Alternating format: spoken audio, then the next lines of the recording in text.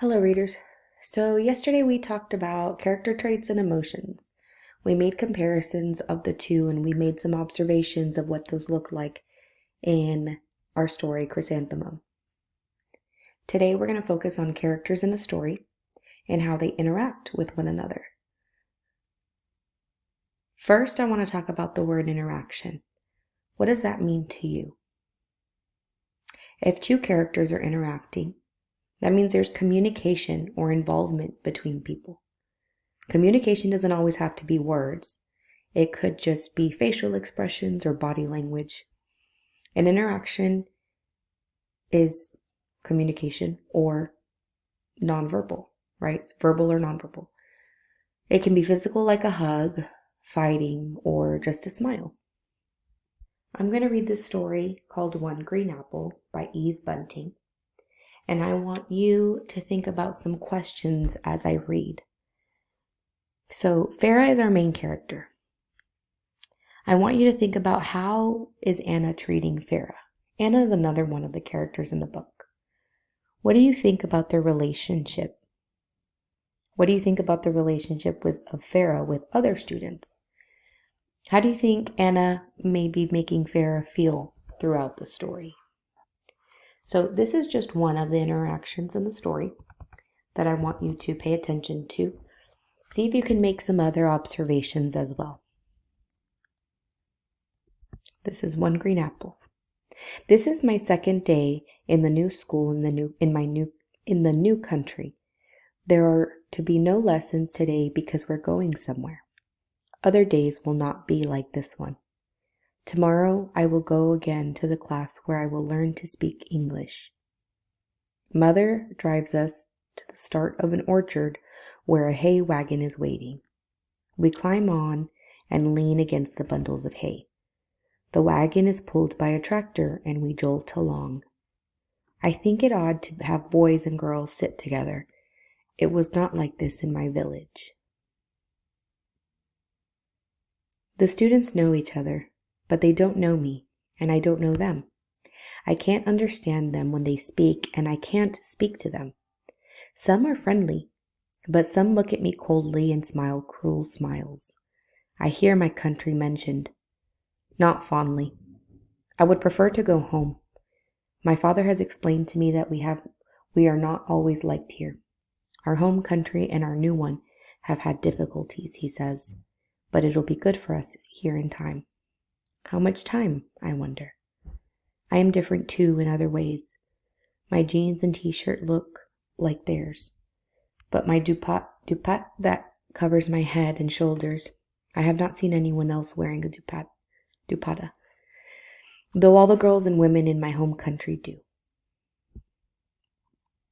The girl who sits next to me smiles and points to herself. Anna, she says. She points to me. Farah. I nod and say Farah, which is my name. Then I look across the field where cows graze. I am tight inside myself. 3 dogs come and run in front of us. I think they belong here and know the way. Once I had a dog called Hadis. So let's stop here for a second and look at the interaction between these two girls. What are their faces telling you?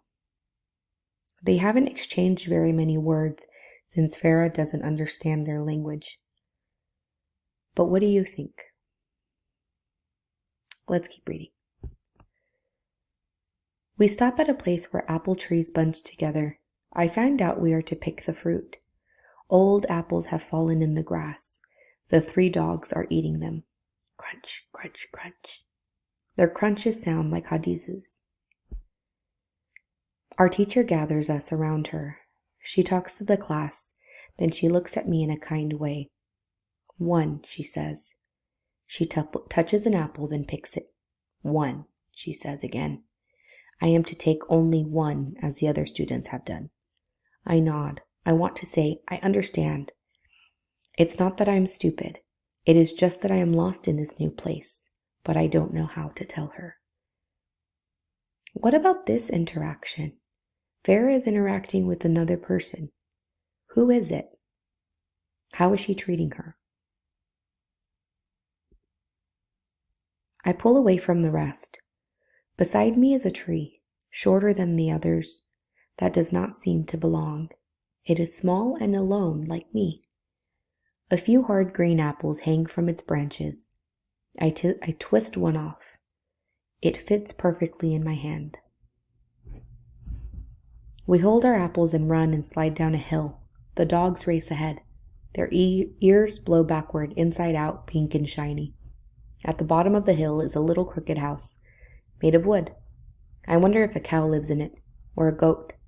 Perhaps it is the home of a shepherd. So here Farah is interacting with her class. What do you notice about it? In the house is a wooden machine with a metal handle. I see no cow or goat or shepherd. The house is here for some other reason. Our teacher lines us up. One by one, we plop our apples into the machine. I will be the last to drop my small green one. My teacher smiles, about to speak. Then she shrugs and smiles. A boy shouts, "Hey!" He moves toward me, as if to stop me from putting in my little green apple.